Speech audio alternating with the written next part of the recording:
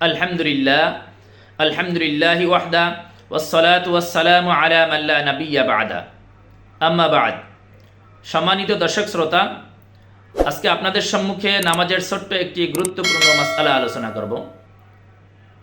মাসআলাটি হলো, যদি কোনো ব্যক্তি নামাজের মধ্যে হাসি দেয় এবং হাসি দিয়ে যদি সে আলহামদুলিল্লাহ বলে, তাহলে তার নামাজ নষ্ট হবে না, নামাজ ফাসেদ হবে না।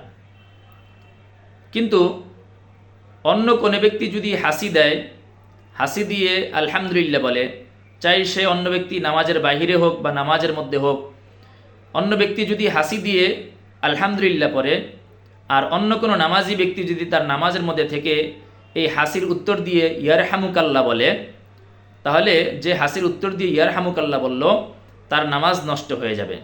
কারণ হাসির উত্তরে ইয়ারহামুকাল্লাহ বলা, এটা অন্য একজন ব্যক্তির সম্বোধনের উত্তর দেওয়া হয়েছে, অন্য একজনকে সম্বোধন করা হয়েছে।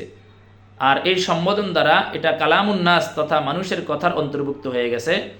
আর নামাজের মধ্যে মানুষের কথাবার্তার অন্তর্ভুক্ত এমন কোনো কথাবার্তা বললে নামাজ নষ্ট হয়ে যায়। অতএব যে ব্যক্তি হাসির উত্তর দিবে তার নামাজ নষ্ট হয়ে যাবে।